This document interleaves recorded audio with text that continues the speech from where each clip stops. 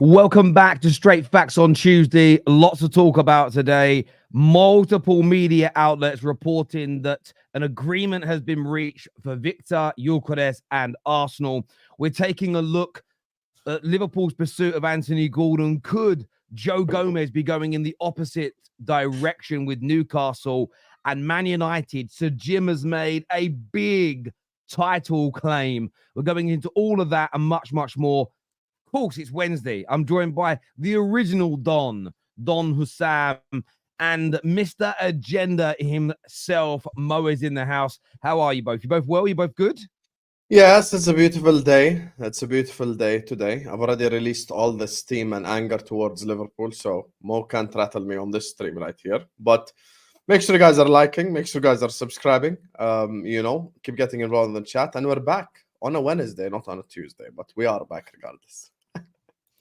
Yeah, people, listen, this is going to be Sam says that we cannot rattle him because he talks to his Liverpool community, like they talk to each other, but then they don't talk to the outer. Every time you talk to these guys, they're like, oh no, we're fine, we're good. But then you see them on the streams, you can see the anger when they talk to each other in their own bubble. Listen, people, before you go on and enjoy the show, you know what the drill. You hit that like button, thumbs up underneath your live chat, because we need to get to 1,000 likes or 1,500 likes now live, and 2,000 likes to 3,000 likes. If you guys can do this, that would be absolutely amazing. Last show, we did it. So the like button, it helps the channel. It helps you know when the football tellers go live, when this show go live. So hit that like button underneath the live chat. Let's do it. So, and then you can go and enjoy the show. Come on. Exactly. 1,400 people watching right now. So let's try and keep it. Let's try and do at least 50% live ratio. It's 1,400 watching. Let's get to at least 2,100 watching now. A lot big group just jumped in. So let's get it to 1,000 likes quickly, my people. Let's get that done. I actually wanted to start off with Liverpool today because we woke up this morning and more has trickled out throughout the day with some interesting news surrounding sort of Newcastle and Liverpool, Chelsea and Aston Villa, which we'll get onto. But the big news story was that although Newcastle fans for a large part of this summer said we don't want to sell, our club doesn't want to sell, it appears now that it's Newcastle that's been initiating some of these conversations between Liverpool and Anthony Gordon. And the big story that's come out today is that they wanted £75 million for Anthony Gordon, and then were willing to then pay £45 million to bring in Joe Gomez, which actually means it's a swap deal on 35 million, but they would be done on separate levels. I mean, if Liverpool could re-trigger those conversations, would you do that? Would you be happy to essentially part with 35 million pounds for Anthony Gordon and allow Joe Gomez to go?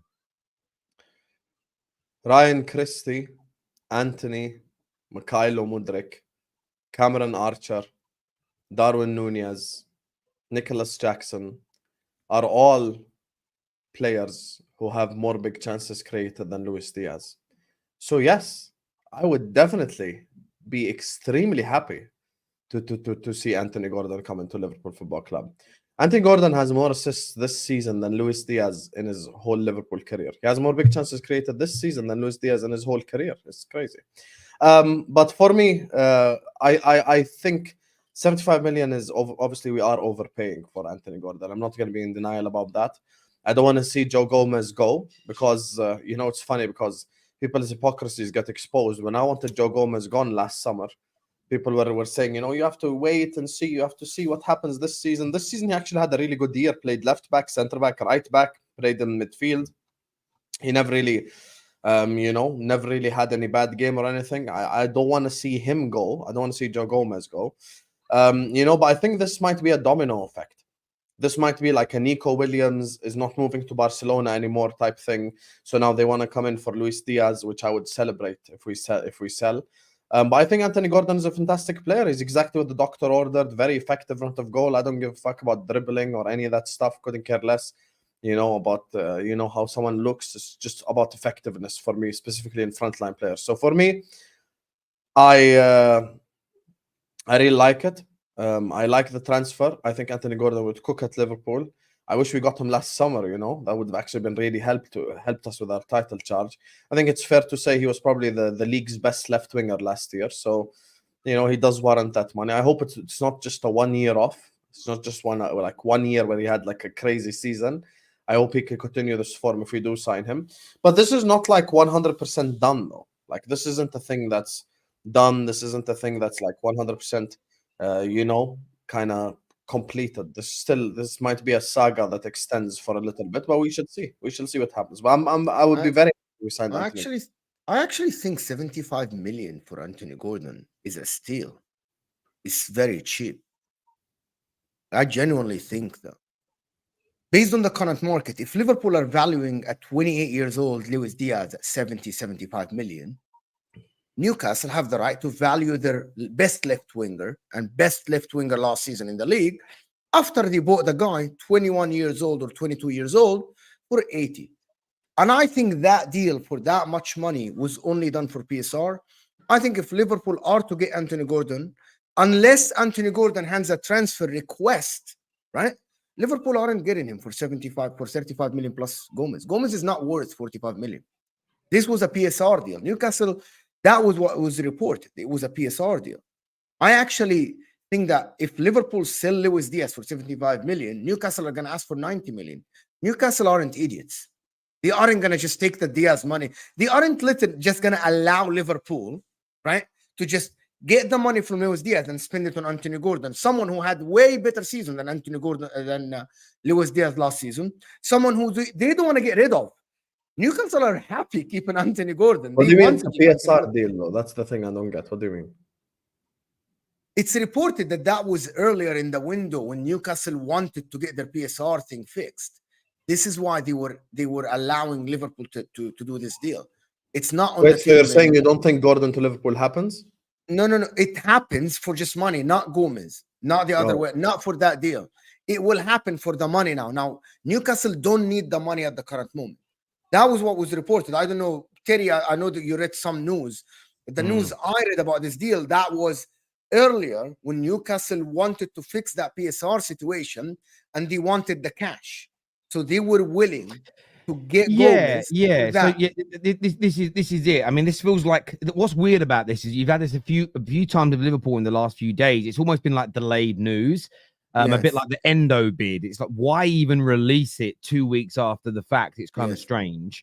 But then this is almost, it was something Newcastle offered Liverpool prior to that, but for me, I mean, now they might go, no, we've resolved our PSR issues. We don't want him to leave. We need the 75 cash. But the one area where, again, if I'm being objective about this from a Liverpool standpoint, you can use this to your advantage with Anthony Gordon. We all know he's a Liverpool fan. We all know he'd love to come and play for Liverpool. The fact they've offered him at some stage blows out the water any claim from Newcastle that Gordon. Also, they started offering Isak to clubs as well, including Liverpool, by saying, are you interested? It blows out of the water any kind of conversation around these are untouchable players and under no circumstances will we sell them, because that was the rhetoric being spoken about in May and in June. So from my perspective, I sort of look at this and think to myself, if Liverpool really want him, if he's a player Liverpool are desperate for, you use this by getting into the camp of Anthony Gordon. So look, when they struggled for a month, like a little bit, they were ready to get rid of you instantly. They didn't care about your... This is why, I mean, fans have got to drop this bullshit, all of us, about loyalty. Because you notice that Newcastle weren't loyal to Anthony Gordon when they were looking at raising money. Now you'll get Newcastle fans that will say he's got to be loyal to us. We took him away from Everton. No, he doesn't. It really doesn't work like that in professional sport. And I think Liverpool should be in his camp, in his ear, saying, look, if you start pushing from your end for a move, maybe we can get this done. It's a difficult thing for Anthony Gordon to do because it doesn't come to fruition. But I think Liverpool should pull on this. I mean, the fact that you're the only team in the top 5 leagues in Europe to make no signings, and nothing significant either. Like if you guys go and drop some money on the new what his name is, whatever the name of that Ginger, that ginger centre back, you go and sign someone like that. That's not a signing for me. Do you know what I'm saying? Like, it's like Man United, we just gone and signed that young Obi Martins. I don't look at that as our third signing of the summer because he might play a bit of first team football. He may end up being third choice striker, but essentially he's going to be spending time between the academy and the first team. I don't look at that as a first team player. Chelsea today have signed an 18-year-old goalkeeper. That's not a first team player, in my opinion. So Liverpool have done nothing this news has come out. If you're Liverpool now, I would try and use it to your advantage and go and get Anthony Gordon personally. But I wanted to add something about this about Liverpool. Because Husam was ranting earlier on his channel. Like and subscribe. This is football. And I'm like, are really FSG still don't trust Arne Slot to give him signing? Clearly trust Maresca and give him signing. The guys trust Arteta and they are still negotiating with players. They're giving him signing. Man United are trusting Ten Hag and giving him signing. The season is about to start in 3 weeks, less than 3 weeks. And FSG still and Michael Edwards are still doing research to sign players for Arne Slot. They are about to play their 3rd game. Yes, the players aren't back from international duty, but this guy studied Liverpool. I know that he studied the squad. He just didn't take the job like this. When you go to a team like Liverpool, you study the team, right? You know the strengths. You have watched thousands of hours on tapes, knowing who's good, who suits your style. You need this, you need that. And until this moment, they negotiated with Ederson, and then that just disappeared. There is the Anthony Gordon news. There was the Coop Miners at some point, and then, okay, that died down. It didn't have legs. Okay, why aren't Liverpool back in Arne Slot? The guy is coaching the team now, but he doesn't have the players. I'm sure he wants players. I'm sure he assessed Darwin Núñez. Because if now Fabrizio Romano or someone is saying that Liverpool incomings are depending on outcomings, which is what happened yesterday, are you not going to spend money out of your own pocket to back this guy to succeed? Are you going to just throw him with the same team that Jurgen Klopp coached? Yeah. This is ridiculous. I agree with you. And as much as I'm not, can I just add one little bit to it and throw it to you, Sam? Sorry, because I've been attacked by Liverpool fans in the last few days for stating that I believe your standards going into this summer and season should be to challenge for the Premier League title, and anything short of that is failure. Do you believe that your club is setting up to try and win the league? And do you believe in this notion that it's all okay, Slot's just assessing the squad, we'll do our business in the next 3 weeks? No, to be honest with you, I'm not okay with it at all. And listen, as much as I'm not a fan of Arne Slot, this is all on Richard Hughes and Michael Edwards now. They both have to execute. We said we're going to be doing the business in August. Yeah, bitch, August is tomorrow. So, now we have the next month to try to see exactly what kind of transfers they'll be doing. And the thing that weirds me out the most is the players that Liverpool are interested in, no one else wants. It's not like there's a saga, it's not like we're fighting a club for someone. No one else wants Ederson. No one else wants Varela from Porto. No one else wants Lukeba. No one else wants like these center backs. Even Ait Nouri, like from 2 months ago, no one else wanted him. Like it's not like we're fighting other clubs. Like it's just us. I don't get why we just don't get the transfer sorted. And to be honest with you, I don't want Arne Slot's opinion like to matter that much to begin with. So I am against that approach.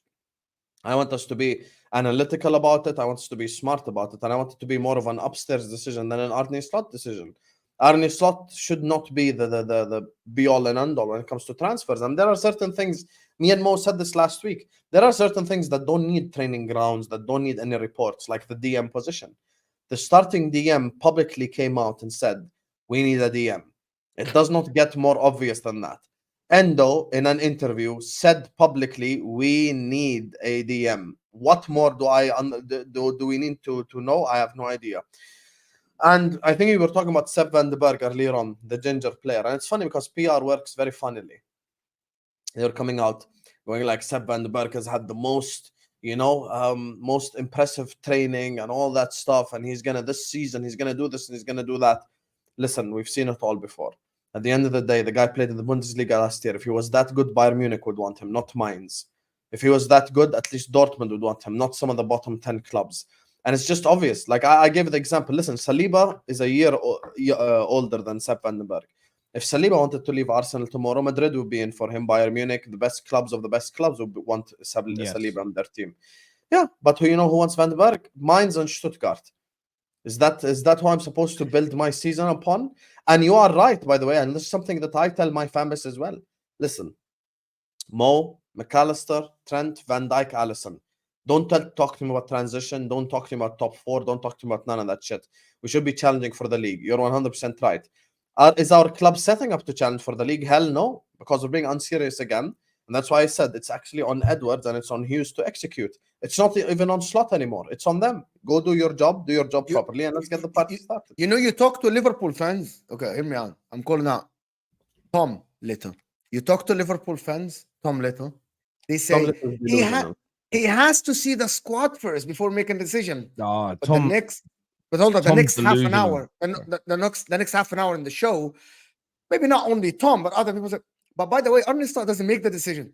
Okay, so who makes the decision then? Is it Arne Slot has to wait and see the squad? He needs to see the positions he needs. Doesn't Michael Edwards, as Husam says, know the decision that the positions they need?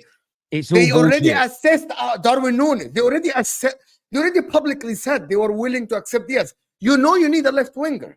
You know that Luis Diaz is not good enough. Unless you're going to tell me that next season you're assuming that Luis Diaz is going to turn into Ronaldinho on the left side and win you the Premier League.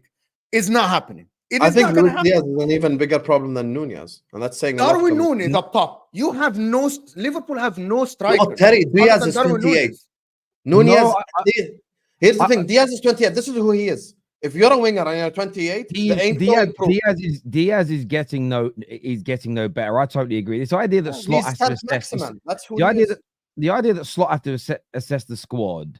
There is probably an element of truth within that. But let's not pretend he doesn't know these players. Let's not pretend like Klopp and his team left without doing a proper, thorough, detailed handover. Yeah. You know, let's not pretend that a lot of the people upstairs have just left the football club and they've left it in disarray. This was a football club celebrated for being very well run. It's been an horrendous. I actually think more of the truth isn't that they're not trying to sign people. We know they wanted Lenny Euro. I believe what's happened is they've tried to sign people and they haven't got it done for one reason or another. I think they might have been pipped to a few signings. I think they might have said, no, that's too much money. I don't believe in this nonsense of we've just waited until now, because Liverpool were famed, congratulated and praised for getting lots of business done early in the golden years under Klopp, the golden years with Edwards. Why would they suddenly change that tact and do it all late? But we do have some breaking news. I want to move away from this because we have some really big breaking news that has come in. It's not transfer related, but Manchester City have entered into an agreed sanctioned agreement with the Premier League over 22 breaches over kickoff delays over the last 2 seasons, a fine of 2.09 million. Man City has apologized and reminded its players and management team of their responsibilities. So this is trending right now that City have been fined for breaches.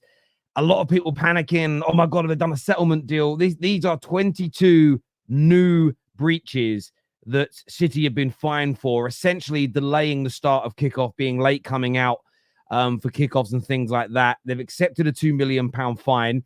As far as I'm aware, this has nothing to do with the 115 charges and breaches. But what it does go to show is some of the breaches in the 115 are for things like the grass being too long.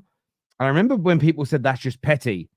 And I say, well, I wonder how many teams do get fined for breaches every season for things like the grass being too long, kickoff times being delayed. But because it's so minor, we never hear anything about it. We're only hearing about it now because it's part of a big problem at Manchester City. But I've had a lot of comments. I've had about 30 DMs in the opening 15 minutes of the show saying, do you think they're doing a settlement deal? Do you think they're going to get away with it? This has nothing to do, as far as I can read, with the 115 charges. It's 22 new breaches for delaying kickoff times. So, I mean, if you want to add it to the 115, I suppose you're now up to what? 137 charges and breaches. I'm 137 in the chat right now. Spam that number, 137. People in the chat, they were never gonna get point deduction for delaying kickoffs, guys. Like, it was never gonna happen. People are like, oh my God, they're gonna settle for everything else. No, that's not the case. This is just I'm sure other clubs get like this. This is a good thing for me, because it at least shows that the Premier League are willing to charge Man City. They're willing to do this. So this is beautiful. I love it, to be honest with you. So I hope this is the appetizer to a great meal later on this year. It's going to be beautiful. Well, it's for full disclosure as well. I did this remember when that stat came out about Pogba, where they said he walks around for 30 minutes of the game and everyone went mental. And I remember saying then, all those years ago, well, can you show us everybody else's walking stats as well so we can put it into context? What I would say to this journalist, Joe Bray, who's put this out, could you do some investigations to how many other clubs have been sanctioned for this? Because I think we have to be fair to Man City here. They might have done it 22 times. You know, Liverpool might have done it 10. United done it 17. You know, Bournemouth might have done it 25 times. I think we need, as readers of this and digesting this news, some context. A Man City, like if no one else is doing it and it's just Man City, then fair enough. You can go, hang on, why are they delaying the kickoff? Is that to, you know, make the teams more nervous? Is that to, you know, to what kind of advantage are they looking for? Boxers do it. Normally the A side of a boxing fight will sometimes, I've seen top fighters that the guy does his ring walk and then the A side fighter might delay his walk by like 10 minutes. So the other guy's standing in the ring, getting cold, like stiffening up a little bit. But yeah, before we start throwing it at them, but it's nothing to do, as far as I can read, with the 115 charges. It's separate charges. City have essentially pleaded guilty to it. £2 million fine coming their way. And as we say, we haven't heard about the case where City sued the Premier League yet. And the big court case starts in November, which we will, of course. But I'm not going to lie, when I first started reading it, I thought, oh, they've settled. I did read it for, oh, they've settled. They've settled. Because that would break the internet. That would genuinely break the internet. But yes, 22. I know, Terry, you're trying to be fair to them and like with all the. Me personally, I ain't trying to be fair. Personally, I'm not trying to be fair. You know, I want City to get taken down. So I don't care if Man United were late 500 times. I hope only City get charged. I'm not trying to be fair. Fuck fairness. So pity. It's I want unbelievable. Man City to get relegated and liquidated. That's what I want. So It's so pity from you, bro. You I are do in the get it. rival, bro. Arsenal are the rival. You are in the rival. You're going into a different era, Husam, where City, you don't have to worry about Manchester City. Yeah, More based worry on about Man your United. summer, you need to start worrying more about West Ham, Husam, than you do Man City. Oh, Man United and Chelsea, bro. Mo, you watched Juventus win 10 league titles in a row. Yeah, I've okay. never experienced that ever, so I'm good. You haven't seen your team win the league title other than once, bro. It's That's okay, and I still didn't see my rivals win 10 in a row. Yeah, you have Man United won it 13. No, Anyway. they didn't win 10 in a row. Listen to what I'm saying. You So hate is that Juve what the happened most to- as well, so it pained you, and now you want to spread your pain to the whole world by won't well. The difference is Juventus have seen me win a treble. You have seen Man United win a treble. Or the and don't- Juve, man. That's the Biggest problem. club in That's Italy. the difference. Anyway, this is not an Inter versus Liverpool thing. It can't because we beat you on the way to the Well, Champions League. like this Man City thing, like just before we go back to Liverpool and move on from this. This thing of Manchester City, the case, this public charge or whatever fine or whatever thing, the Pep Guardiola news, him giving us puzzles about renewing the contract. I'm closer to leaving than staying. I stayed 8 years, and all these things that he keeps saying.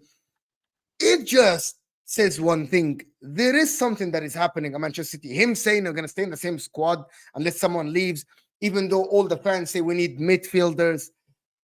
I know a lot of people don't care about this, but I think Man City are a big player in the Premier League. And if things are unstable, it changes the market.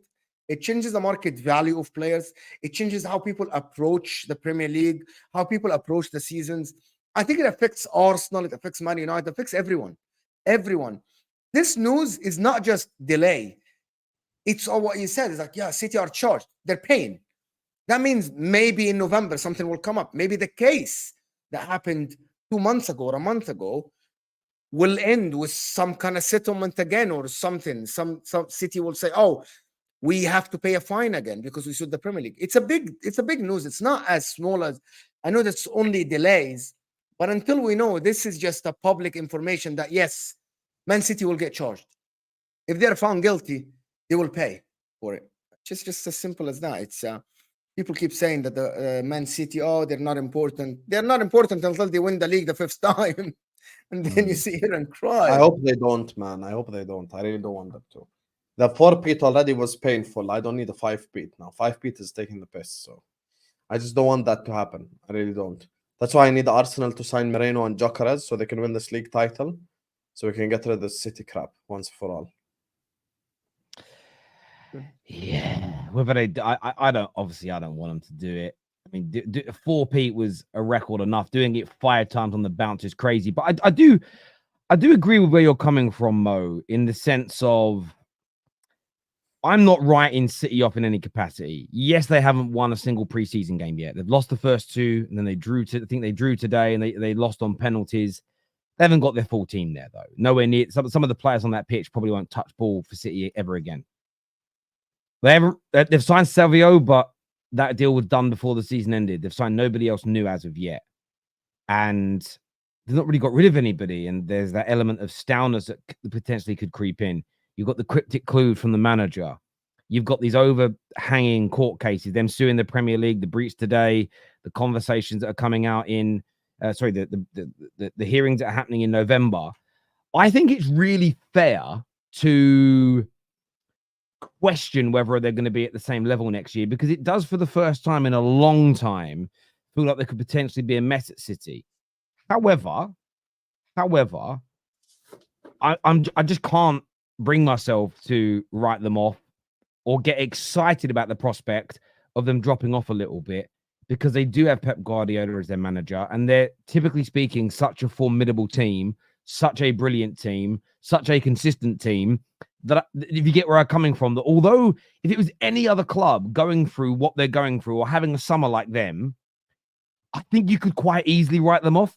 But City even dropping off 10%, 15% are still good enough to win most of the trophies that they're in. Does that make sense? So even if the drop, and that's probably why it's like, but I do think but I think people are scared. I think people are scared to say that if Arsenal do the business that we're going to talk about in a bit, just stay with us. We'll talk about what Arsenal will bring in, and City stay the same. The only factor here is Pep Guardiola. And Mikel Arteta didn't lose to Pep Guardiola last season, and he basically lost to the league by 2 points. People are really scared to say, yeah, we think Arsenal are favorites if they do the business, and Man City don't do any business. Why not? But depends. But who Arsenal though? Mo, who though? Well, tell me. We're talking about it. Terry, in the beginning of the show, he literally put the headlines in front of you in the beginning of the show. No, I'm not talking about Gyokeres, because the 8 matters as well. They need that. You know this. Yeah, they got. You know that they're gonna bring a Fabian Ruiz or a Merino. You know that.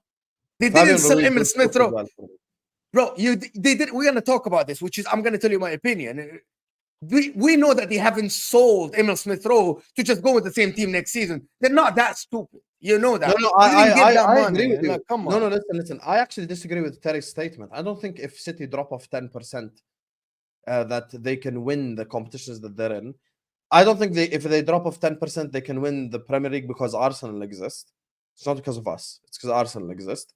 Champions League as well. If they drop 10%, you have Real Madrid in there, which is always, of course, going to be the biggest club kind of to face. You know, going to be a problem for everyone. So for me, I think because of Arsenal and the way that they're operating, I agree with Mo actually.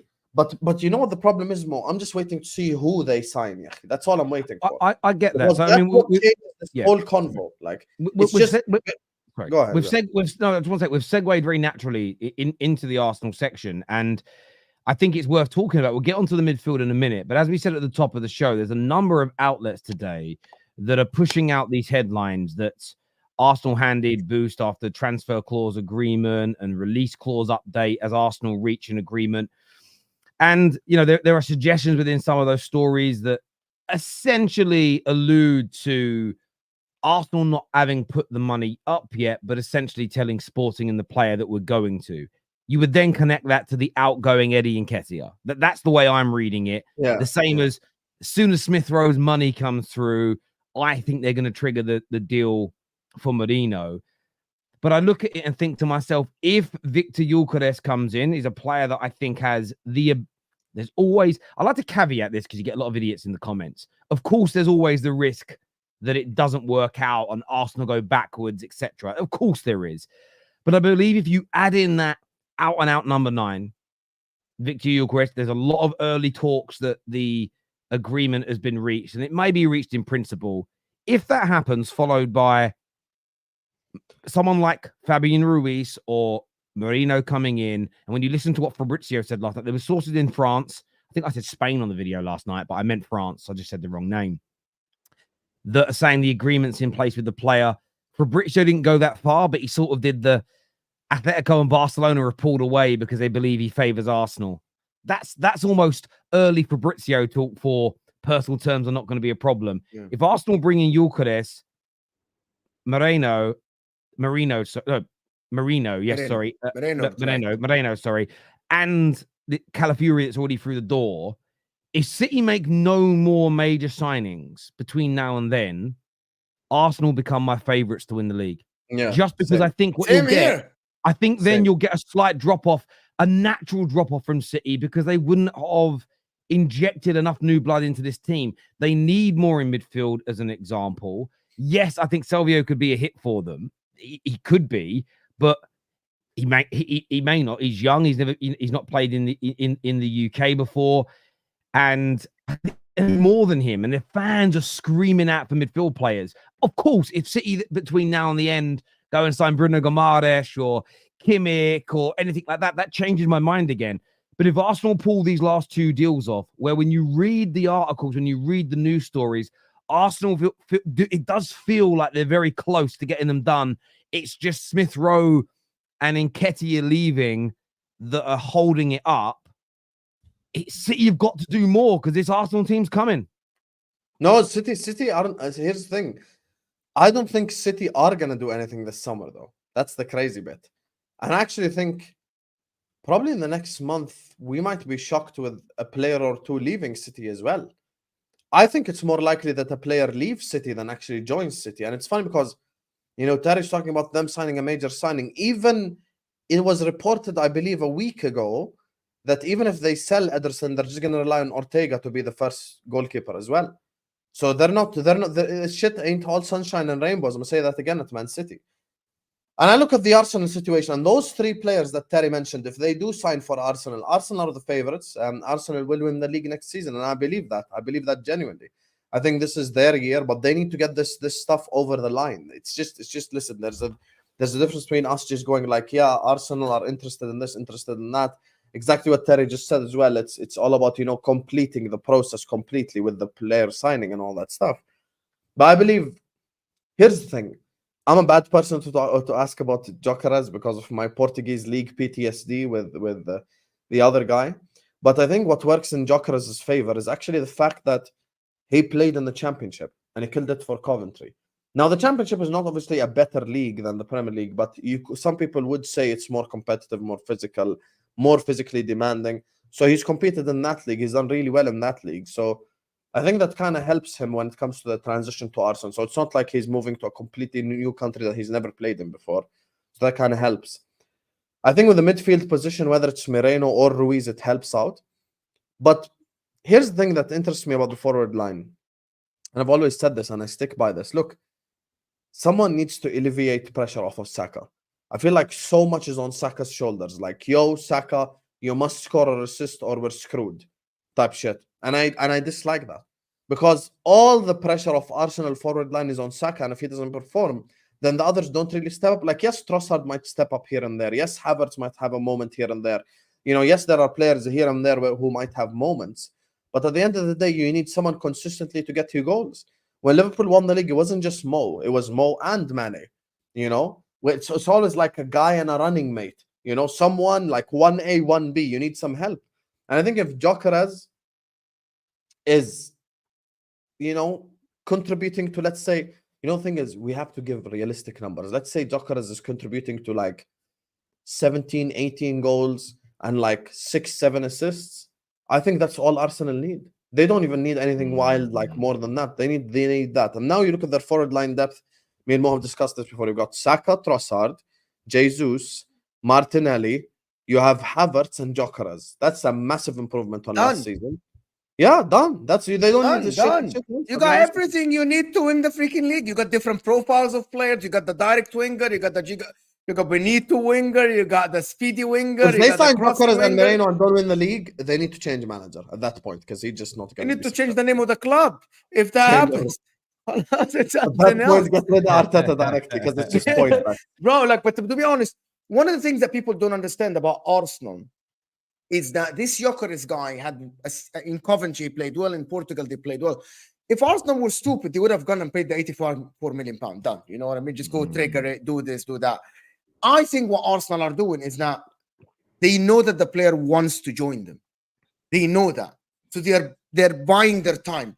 And they know that they already have a ready-made team up front with Kai Havertz, because Arteta favors the guy, and they have Saka. They aren't in need now. Like, even if the striker comes in a week or two, he has time to be integrated through the team. He doesn't have to come in, start right away, because they have the other guy. They have Gabriel Jesus, has been absolutely great in preseason. We've watched him now go back to his best. If he stays fit, that's a good asset for them as well. So Arsenal are buying their time. They are actually doing the deal the right way. They aren't going and just spending the money. So people are, you go and overspend on this guy. They don't want to do what Liverpool did with Darwin Núñez. Oh, the guy had a great season in Portugal. Let's go and pay the money and get the guy in. No, I think they're doing the right business. Arsenal this window are moving smart. I like how they're doing the business. I like the Calafiori deal. Gives them two different positions, center back and left back. Mikel Merino is someone who can play in the left 8, can play attack in mid. I think he suits the way Arsenal play, and he can help Rice defensively. Gyökeres is a completely different profile that they don't have. Arsenal until now haven't had the striker that is the big guy up top that can get you out of jail sometimes when you're like the other teams that are stacked in the 18. This is Gyökeres for you. Yeah. This is Gyökeres for you. This is maybe Osimhen at sometimes. This is why Gyökeres is someone that they need that profile. They need a different kind of a forward. That's Gyökeres. Arsenal, they have to win the league. Let's just establish this. You cannot call yourself a big club. With Arsenal fans are going to get triggered. But this is the reality. You cannot call yourself a big club. A big club in the world, having a manager for 6 years without winning a major trophy. You could scan. I know that people say the FA Cup. Any club in the world, Inter, Juventus, AC Milan, even in Spain, in England, a manager 5 years without winning the league title, without winning the Champions League, no matter how much improvement you have had, you need to win one of the major trophies. You have to. I agree. Otherwise, you need to stop and assess what's wrong and change it. And at Because the they current need to moment, draw a line at some point in time. There needs to be a and line at the drawn. current moment, they get these deals done. And I'm not going to say they're going to win or not win the league. I need to wait to see what Man City do. If you get this league, you have given Arteta every single tool in the world for him to win a Champions League and a Premier League. He has to deliver now. It's done. It's over. Khalas. Move on, or he has to win. But we need to build with the guy. He built a great team. Yes, at some point, you'll have to change something. Khalas. It's done. I think Arsenal will win the league, though. That, like, I just have this feeling that, like, all these things that they've went through over the last 2 years, in hindsight, I'm looking at it now and I think it's just all the experiences that they went through, okay, let me just say this. I'll just say it as it is, okay?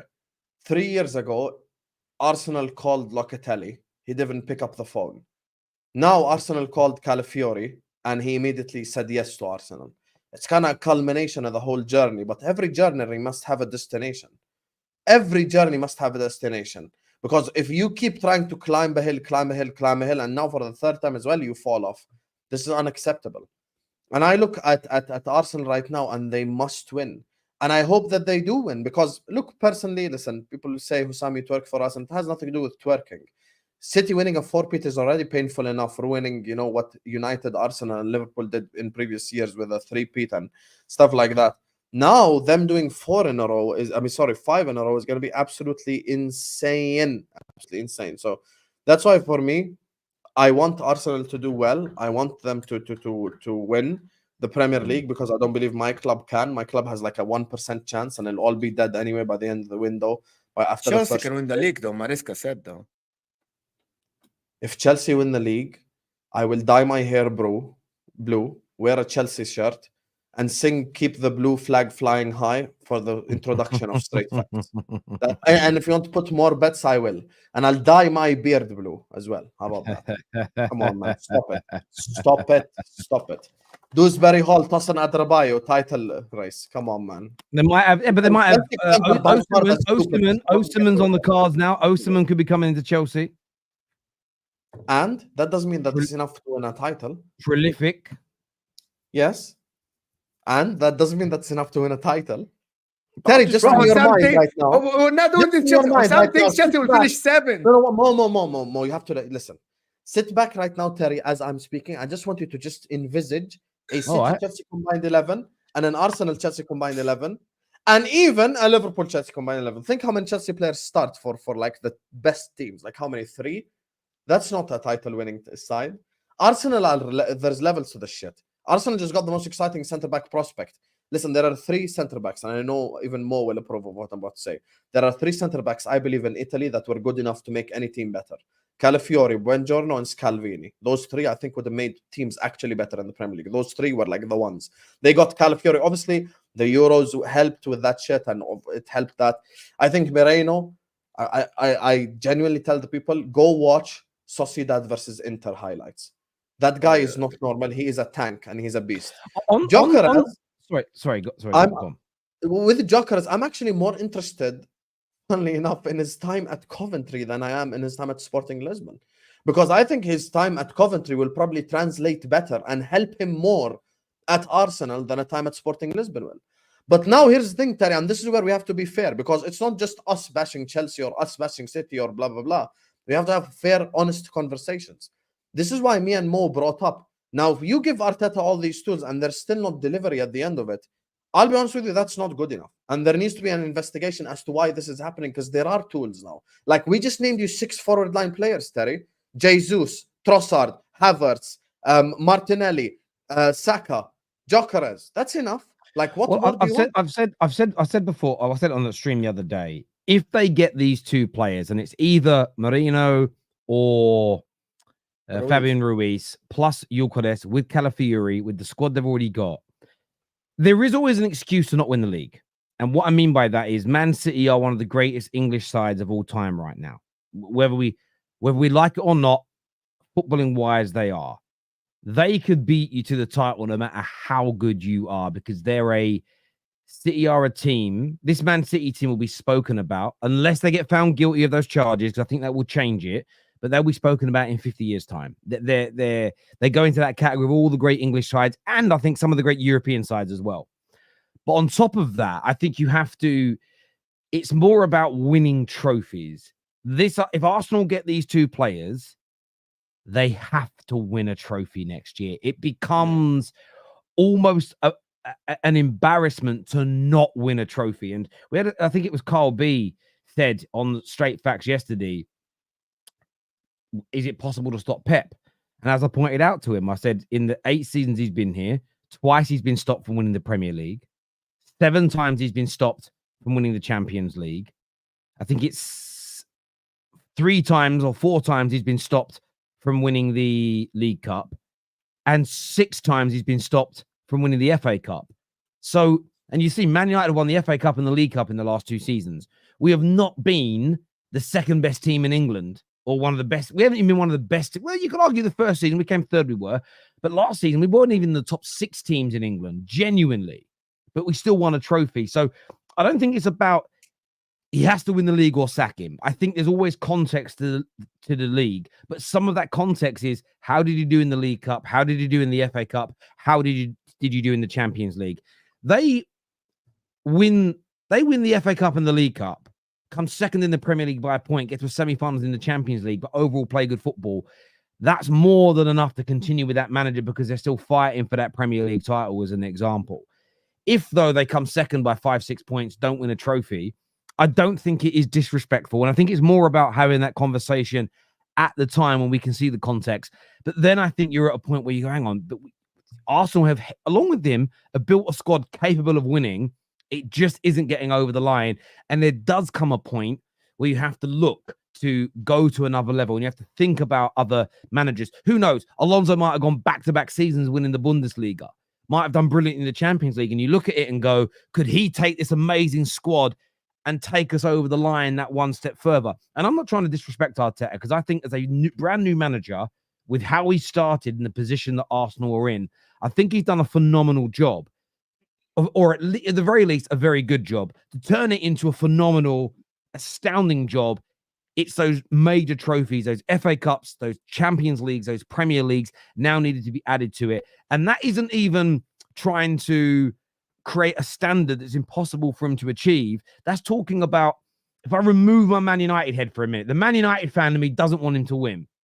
The football fan in me would love to see his journey complete by lifting those trophies, because then it becomes almost, imagine rebuilding Arsenal from the ground up, and then you start winning those major trophies. The Olympics is on at the minute, and there's so many, like I get quite emotional with sport, and there's some of the stories of the Olympians that just bring tears to my eyes.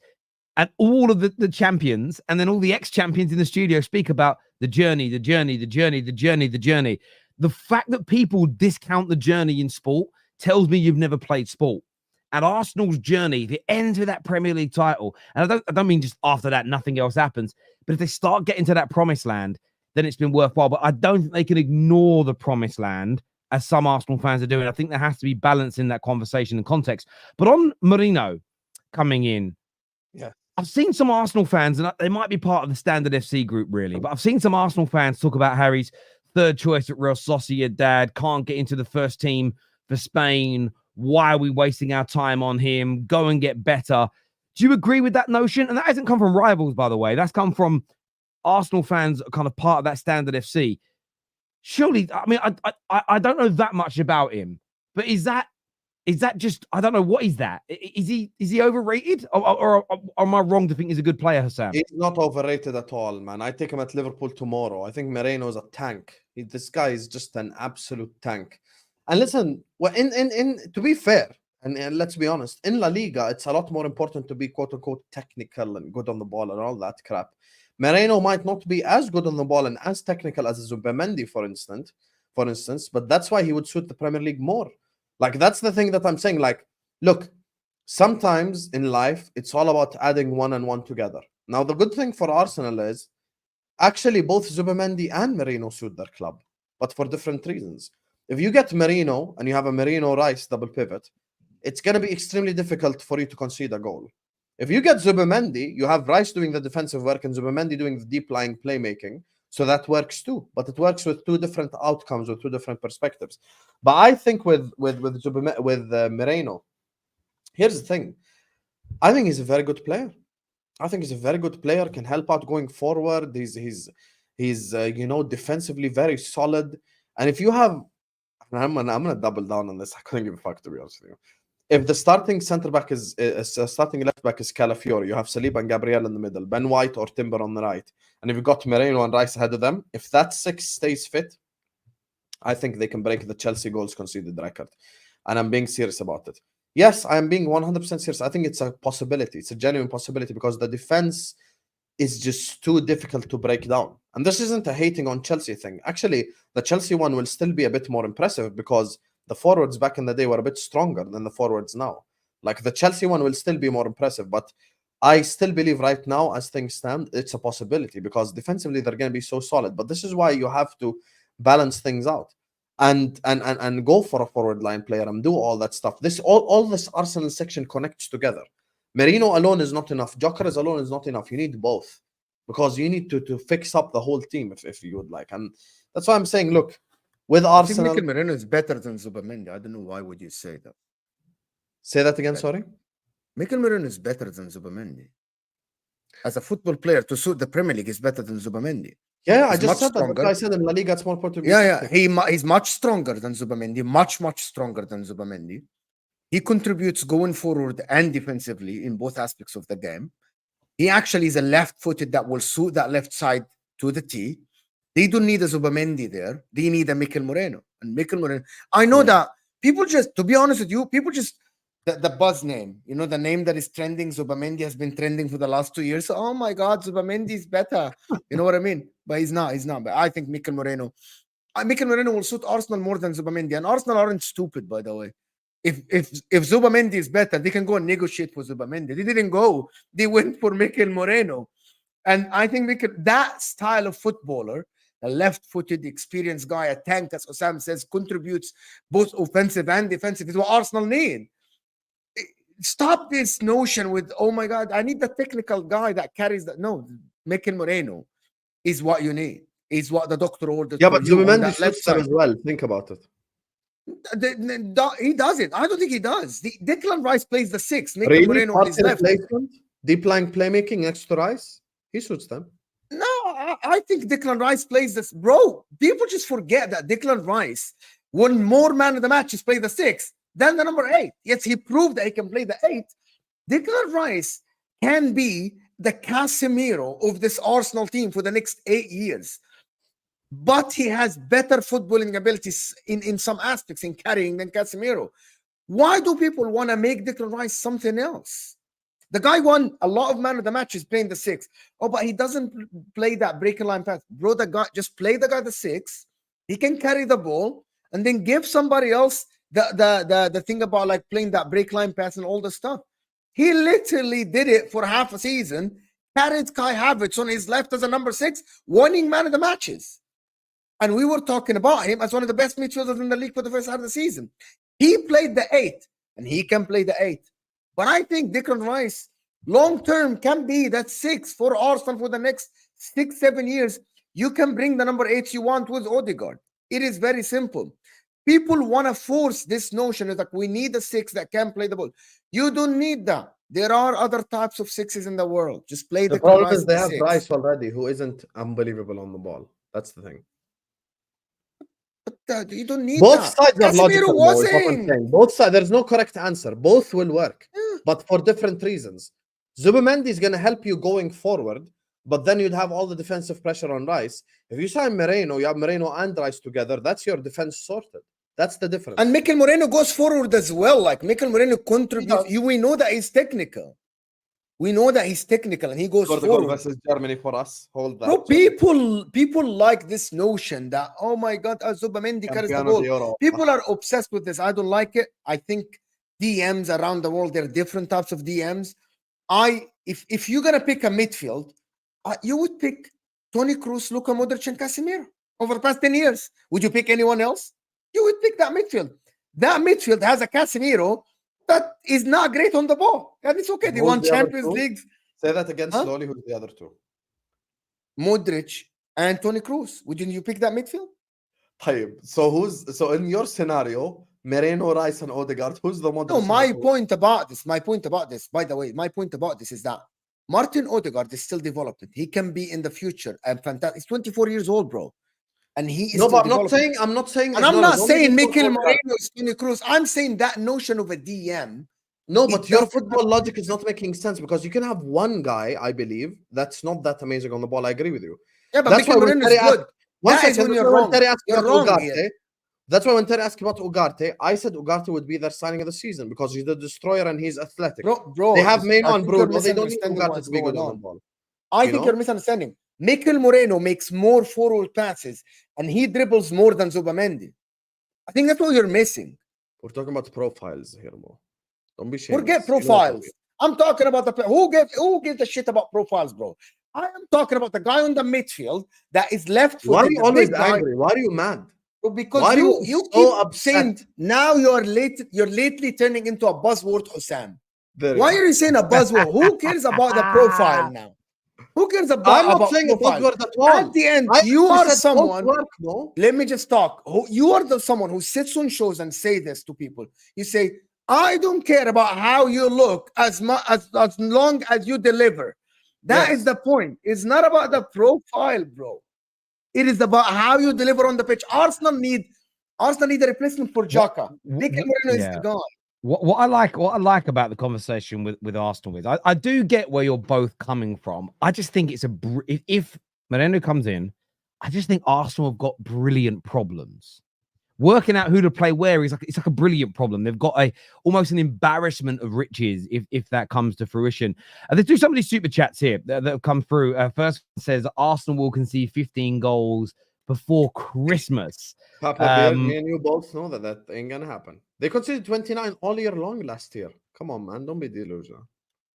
And if they get better, then they've got it's going to be interesting to see. With Gyokeres, Saka and Martinelli score more.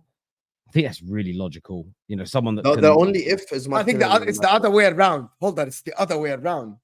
With Jesus, a false 9, Saka and Martinelli score more. With Gyokeres, the assist more, same as Haaland. for Man City, the wingers score less when you have a number 9, and the wingers score more when you have Firmino time. Yeah, but the reason why at City the winger scored less is Jack Grealish likes to dribble, pass back. So how the hell is he gonna score if that's the way? yeah. In the others, yeah. This here says Mikel Merino. It seems the ideal replacement for Xhaka. I'd agree with that. He's closer to Saka than Zubimendi. I agree. I have no problem saying that. I agree. I agree. Krishna says, with Calafiori, Merino, and Gyökeres, we need to either win the Premier League or Champions League. We need to win either a Premier League or Champions League, or Premier League and Champions League. It's been far too long for a club of Arsenal's stature not to win. I agree with that. All your life, my friend, since you won the Champions League. So I agree with that. That's why I wanted to interrupt Terry when he was saying it. I don't even believe an FA Cup or a Carabao Cup is good enough anymore. It was Same good enough here, years to ago. be honest. Not anymore. Now, when you say not good enough, do you mean not good enough for the manager to keep his job? Yes, to be honest, yes. Because he has all the. Yeah, but hold on. But Terry added context. Terry added semi-final Champions League. You're second by 1 point in the league. Well, that's context. Listen, maybe at the time shit will be different if City steal another league title like they did this year with all the VAR decisions, with the Rodri handball. Maybe I'll change my mind. But if they get those 3 players, they have a complete team and a complete. Let me throw another bit of context. Let me throw another little bit of context in there. City fans are not going to like this, but I think it's a fair challenge. Say it turns out that, say City get found guilty and it turns out they've built this squad fraudulently.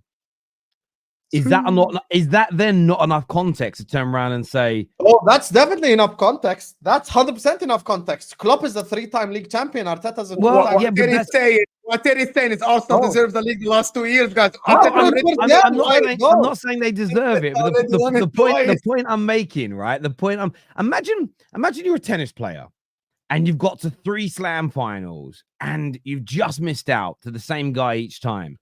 You sack your coach. You just can't get me over the line. And then it turns out that tennis player was doping or was paying officials. You'd look back and think, my coach actually did coach me to win. But so I'm just saying, I do get where you're all coming from. If he wins an FA Cup but finishes 20 points off the top, I totally understand that it would be absolutely realistic to think about removing him as manager. But I just think context has got to be applied. I think it's too much. So I do agree that he's got to start winning. But the idea of if he doesn't win, got to be sacked. It's like, well, let's slow down a minute and take a look at everything else that's gone on. It's a very dangerous conversation. Yeah. And I'm not saying, by the way, that City are guilty. I'm just throwing in another slice of context. 115 in the chat. Yeah. It's very dangerous. This guy here actually says you discount City's journey when City's owners buy. They only has 1 star player. Meanwhile, owners have a lot of star players. I've never discounted City's journey. And if you actually go back and look at content of mine, I have praised how well run they've been for years. I've never bemoaned how much money they spend. I've never said their multi-club model was wrong. I've always praised the growth of that football club. The only caveat, stroke question mark, is that the way they've grown it is now under investigation. So before I go back to heavily praising it, they need to clear their names. And that's just the cold hard facts of the matter. You know, who's a really good boxer right now that we all love, if Anthony Joshua was suddenly under suspicion of doping most of his career, the level that I rate him at would change. If Usyk was suddenly now suspended for doping and the stories were that he's been doping for a decade, all of those wins against Anthony Joshua, Tyson Fury would have a question mark over them. Doesn't matter how well we boxed. If he potentially cheated to get there, I would suddenly change my view of him until after that hearing and process has gone through. So I'm not about discounting you. Also, let me just say this quickly. Go on. If me, Terry, and Mo, all 3 of us are millionaires. We aren't, but if we are millionaires, and I achieved it by building from the ground up, Mo achieved it by building from the ground up, but Terry won the jackpot. Obviously, it's not going to be the same. There's a difference between a guy who had to build it from the ground up versus a guy that just won. I can give you an example of that. So there's a guy that started a YouTube channel in the States, and his dad's a multi-millionaire, and he built, and I got to go and visit it when I was out there, this studio where they did all their content from. And oh mate, it was like I was at the BBC or Sky Sports. It had everything. I felt so jealous, like my student, like just comparing it to what I had at the time. And even now, comparing it, I was like, wow. And this kid loved it. Yeah, look what I've built, look what I've built. And then I found out that his dad's a multi-millionaire. He only has around about 200 people watching him live, maximum ever. It's basically, look what daddy built me, not what he built himself. And then I thought about, like, yeah, he's got nicer stuff than me, but I built myself up from nothing with two people watching me live. And right now we've got 4,400. He died to have 4,000 people, 4,100 people watching him. And there is a difference. Like, I still believe in our heart of hearts. I don't think he feels as proud about what he's doing as I do, just because daddy bought him a nicer studio. So, no, I do agree with that. When we were talking about journeys earlier, this comment came in that says, this sounds like some WWE story. Or what do you mean journey? So, again, this tells me, I don't know where you are in your life, but journeys are massively important. And it's funny, really, because me and Lee don't do the show anymore. But Lee, I saw a clip of Lee the other day. And Lee Gunner's always said that journeys are a nonsense. And he's entitled to that opinion. I disagree with him on the sporting level. There's a story today at the Olympics. Lola Anderson is her name. She's a rower for England. And when she was 14 years old, she wrote in her diary she wants to win Olympic gold. And she felt a bit embarrassed and stupid by it. And she tore it up. She tore it out of her diary and threw the bit of paper away. Well, she didn't realize that her dad had taken it out the bin and just kept it private. And in the there was a few times that she nearly quit and I'm going to give up. I don't think I can ever make it. And her dad was actually close to passing away. And he pulled out the paper and said, please don't give up on this dream. I haven't given up on you. And she used that as motivation and it got her over, and she won gold medal today. That's part of a journey. So that in itself is even more special than the gold medal in itself. It's the journey. Now, maybe reason I mentioned Lee Gunner, because Lee did a really heartfelt, what I felt was heartfelt stream where he spoke about the sacrifices that he has to make to be the level of YouTuber he is. And listen, most YouTubers don't get to 10,000 subs, let alone 100,000 subs. So whether you like his content or not, that in itself deserves respect. But he spoke about you can't have relationships, you can't have girlfriends, you work at unseemly hours, you lose relationships with friends, you have to sacrifice. And I thought there was an irony in that, because Lee was talking about the journey to achieve what he achieved and how difficult it is, but yet he doesn't believe in journeys. And it's almost, of course you believe in journeys. You're talking about your journey and the sacrifice that you have had to put in to achieve something that something like 98% of YouTubers never achieve. And that's getting over 10,000 subs. So journeys exist in everything you do. And I don't know what you do in your life, young man, who made this comment, but when you think back, whenever you achieve anything, qualifications from university, a new personal best in the gym, whether it be getting married or your daughter or your son graduating from school, when you think back about the sacrifice, the pain, the struggle, the difficulties, everything you've gone through to get to that point, that is the journey. And as much as the end result is so fulfilling, it's fulfilling because of the journey. And how do I believe this to be true? There isn't a single athlete, not a single world-class athlete on planet Earth that has ever spoke about their achievements without predominantly focusing on their journey. So to ignore the journey is to tell me that you don't understand, not just sport, but it means you do not understand life in any capacity whatsoever. So it's hugely, hugely, hugely important indeed. Let's go back to some more of these super chats here. Respect to the panel, need my football back. Couple of weeks, baby. Couple of weeks and football is back. We'll have it soon. Jason also goes on to say here, mad disrespect. He's probably the second best coach in the league. Not many better and available in the world. Standards FC just trolls, fishing likes, and I don't know what he means. Attention, maybe he means peace. Yeah, but Jason, me and Mo aren't like this at all. Me and Mo actually vouched and wanted Arsenal to win the league last season. I infamously started live Arsenal on the football. I think people misunderstand what I'm saying. Yeah, I'm gonna tell you guys once and for all. Let me explain to you. At some point in time, there need to be repercussions. No, Inter won the league last season, right? We reached the Champions League the season before. If Inter let go of Inzaghi and Arsenal sacked Arteta and Inter hired Arteta, I'll be very happy. I'll be happy, man. That's how much I rate the guy, right?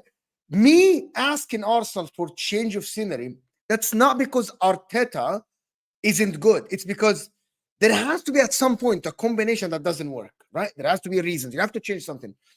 And the only thing that is the easiest thing to change at a club is the coach. You cannot change the whole squad, and you cannot change your ownership. The only guy that is the easy thing to change is change your manager. You have a combination of three things: owners, players, and a manager and a staff. These guys, the only thing you can change the manager. You can try something else. Maybe someone else is there. It's not me saying that Arteta is not good. I would take the guy, and I'm sure Husam would take the guy at Liverpool. I'm not speaking for him, but he said that before. He's a good coach, but sometime you'll have to stop and say, maybe the journey has ended here with this combination. We need to start something new. We need to start something else. We need to try something else. Just to give people context, to be honest. No, listen, I think I don't think it's mad disrespect. I think it's mad disrespectful to say no matter what happens, no matter what he does, get rid of him, bin him off. How you say it and what you say, I think, is part of the respect element here, because there are a lot of people that chat a lot of shit when it comes to Arteta. And remember, those people are already wrong, because they said he would never get you into the Champions League. They said he'd never get you into a title race. And every time he does, they move the goalposts along. So I wouldn't even take their opinion seriously when it comes to Arteta, because they're foul to admit they were wrong in the first place. So therefore, their opinion is garbage anyway on that particular subject. If we get Merino and Gyokeres and keep Thomas Partey as a rotation player, we will win 2 trophies, one of those being the league. One more season of Partey with Merino and Rice wins the Premier League. I mean, it could. It genuinely could. I just want to tell Yando something. If Thomas Partey stays and he's fit, Thomas Partey is starting as a DM. Just establish he very much could do.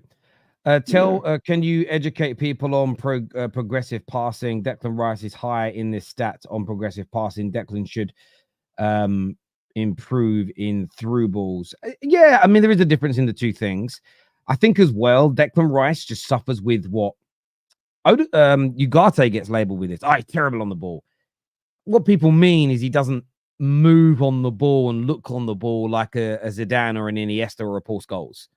But he's not awful on the ball. You know this because the facts behind it. Yeah, the Scholes, best English midfielder ever.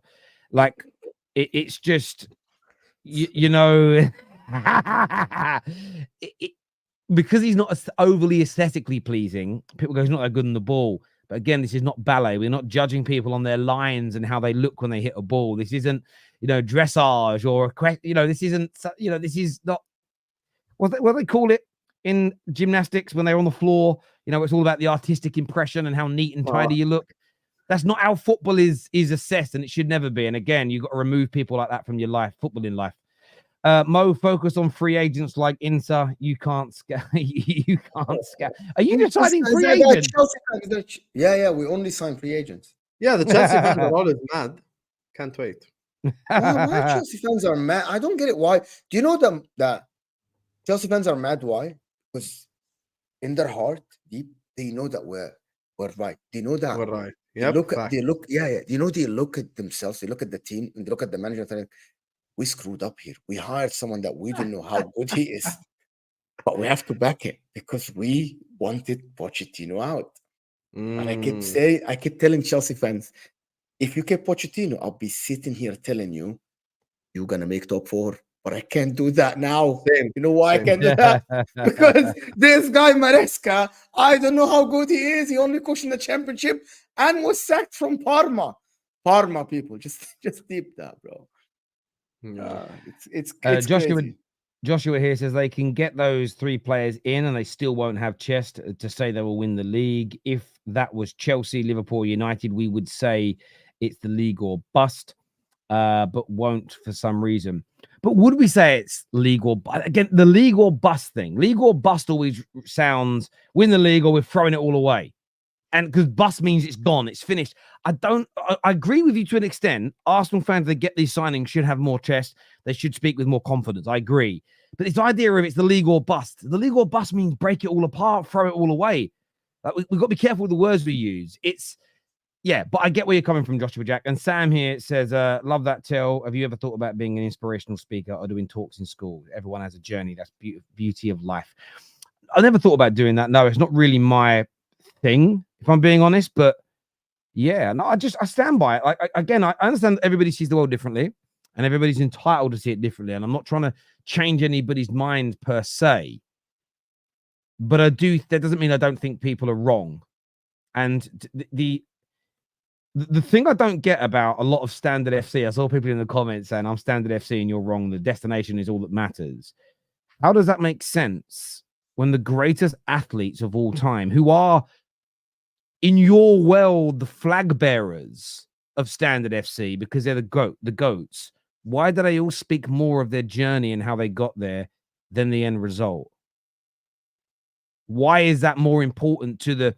And that's the only element I don't quite understand. And listen, I'm always open to changing my mind, but you've got to give me a compelling argument or facts that I can't disagree. Now, I agree that as a sports person, the end result is to try and win. I totally and utterly understand that.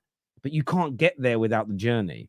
And the journey is actually how you create the formula to winning. And even with Real Madrid, who are at the top, and it's all about winning now, I bet if you spoke to actual historians of their club, they could take you through their journey of how they got to that standard and stayed there. It's still a journey. It's still a conversation to be had.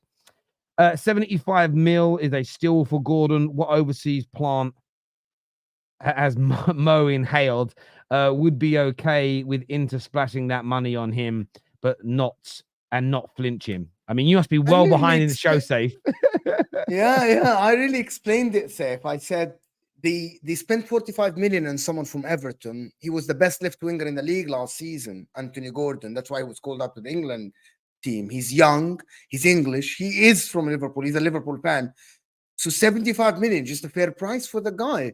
People just, this Nico Williams, this is because he is on a high wage and because Athletic Bilbao still differently. But I think the fair market, if Caicedo was 115 million and Declan Rice is 110, Anthony Gordon, as an Englishman from the area, supporter of Liverpool, 75 million for arguably the best left winger in the league at the current market, it's fair enough.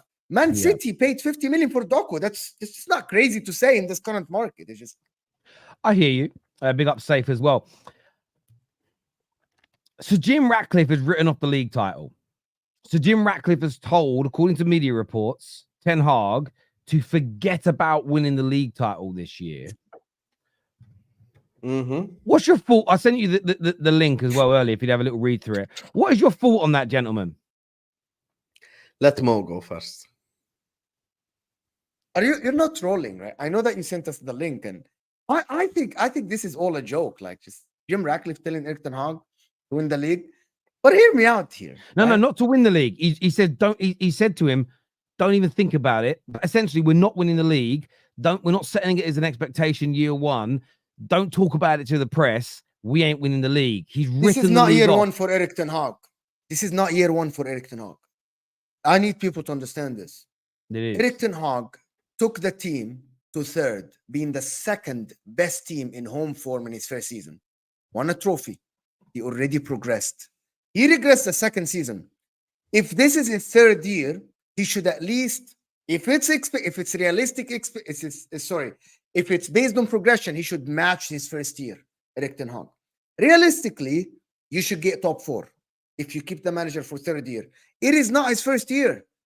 Why is everyone talking about this is Erik ten Hag's first year? It is not. He has been coaching a lot of these players for 3 years. Bruno Fernandes, it's his second year at Kobe Meno. Diego Dallo, Marcus Rashford, Anthony. He has been coaching these guys for now over a year or two. You're a bigger United hater than me. Bro, just stop this notion of Manchester United treating the team as first year. It's ridiculous, bro. It's ridiculous. But it isn't ridiculous. And I'll tell you why it isn't ridiculous. I understand part of what you're saying. Ten Hag he's going into his third season at the football club. But a big job that's now being undertaken by Ineos and co that they've brought in is undoing not only all the mistakes of the last 2 years, because I saw an Arsenal fan comment on this article that came out today, and he just stated, well, they spent 500 million and they're right, and they're saying they shouldn't be going for the title.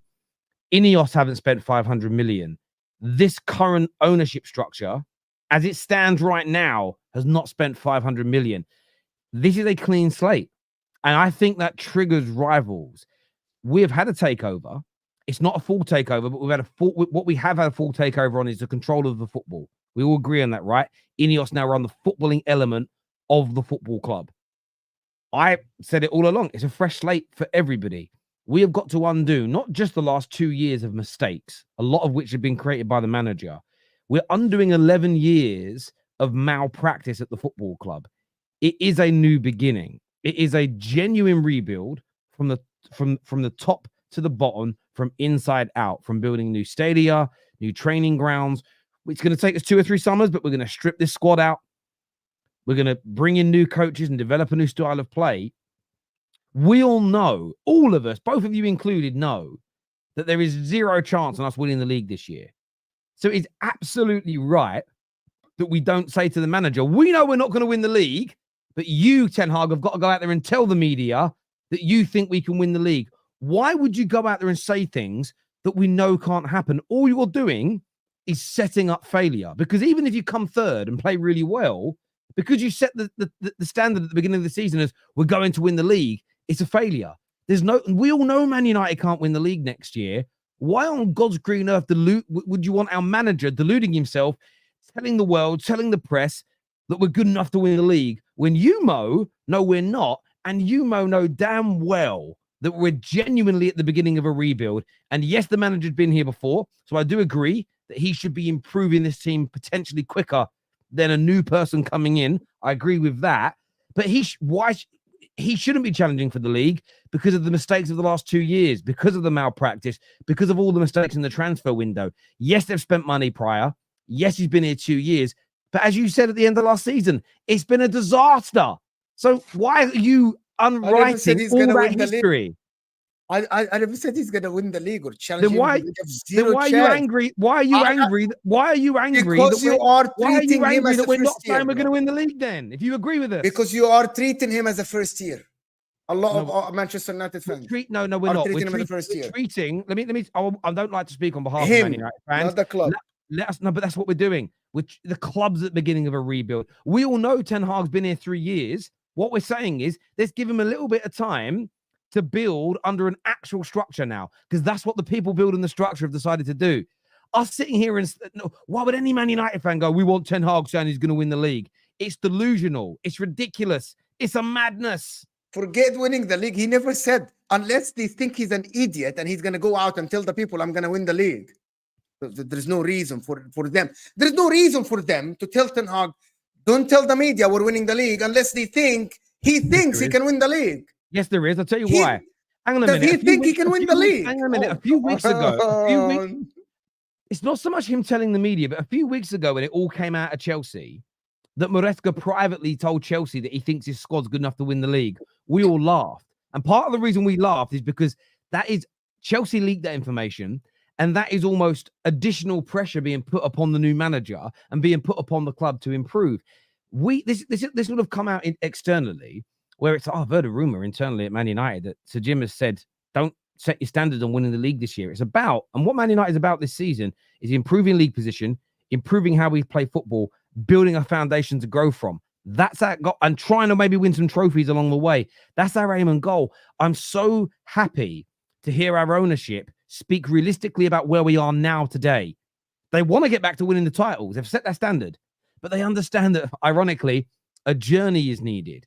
Too many times we get to the beginning of seasons as Man United fans, we know where we are in reality, and the manager goes, I think we can win the league this year, or words to that effect. And it's just like, you're delusional, bruv. We don't even have, Phil Jones is still starting in defense, or we haven't got rid of the dead wood, or we have no strikers. You know, we have not, this summer's been pretty good so far, and it might get even better, but we're not going to have a squad worthy of winning the league this year. So you don't even want that talk going on. You want to be honest with your workers who are your players. You want to be honest internally. This is what we've got to achieve year one. Setting unrealistic expectations only leads to disappointment, which can damage morale, which can damage growth. I love what we're doing. It absolutely makes sense. Before Sam speaks, Man United fans, and I'm not speaking about Terry, he can respond to this if you want. Speak about Terry. Say to your chat. No, but he can respond to this because I never heard about this from Terry. But this is what Man United, my viewers, and some of the Football Terrace viewers, and some of the people on Twitter, some of the people on YouTube think. They want us to believe that Man United will not get Erik ten Hag's first year, will not get Erik ten Hag's second year. They're gonna get a third man. Like, this guy is a newborn. Erik ten Hag is a new guy that is under this. So I'm getting the new structure is fine. It's great, right? They look like they're doing the business as I mentioned before, the Linioro, the Ugarte deal, some of the other deals. Maybe I question them. That's just my personal opinion. But it's either you're getting Erik ten Hag of first year, where he developed the team, or you're getting Erik ten Hag of second year, where he was shambolic tactically, and you were one of the worst coach team in the league at that time, right? Don't tell me that there is a third Ten Hag. Is there a third coach, third man in there? This guy has multiple personalities. As the movie Split, he's going to get a third guy. Which one are you getting? If you're getting the first guy, the expectation should be top 4 or bust. If you're getting the second guy, let me just put the second one. If you're getting the second guy, if you're getting the second guy of last year, that means it was a mistake keeping him. Hang on a minute. What you just said there, I agree with, though. I do believe that, again, context for every manager at all clubs, but as a general rule, we should be aiming for the top 4. And if he doesn't achieve it, his job should be under threat because he has been here a few years. But that wasn't what Sir Jim has been quoted as talking about. We're talking about saying, let's not be focusing on trying to win the league this year, as that's what we're aiming for. That's the expectation. I think aiming to get back into the Champions League, improving how he is, and Maradon the moron here writes something like, where is it gone? Terry loves to set expectations for everybody else, but none for United. But I don't have no expectations. I expect us to get back in the top 4 if we end the window well. I expect us to try and win some trophies. I expect the football to improve. I expect to concede not just less goals, exponentially less shots on goal. Those are all expectations for growth in year 1 of a rebuild. I'm not sitting here and saying it's a write-off of a season. I don't matter where we finish, as long as the football looks nice. That isn't what I've said in any capacity. But the irony in it is this: rivals say we've got no chance of winning the league. Our owner says we're not putting that pressure on the players and the manager this year that they have to go out and win the league. Oh, your standards are low. But if our owner said we're trying to win the league, you'd laugh and say we're fucking delusional. You're all a bunch of hypocrites at the end of the day. Man United are doing the right thing by being goddamn honest. We've had ownership in the last 11 years has sat there and spoke bollocks to the media. We can do things in the transfer market nobody else can do. We're one of the best teams in the world still. We've got this, we've got that. Keep your mouth shut. Keep your powder dry. I just, people going to be, Terry, how have you guys changed? We are just operating in such a different way. And it's small little details. And there's a long way to get back to where we want to be.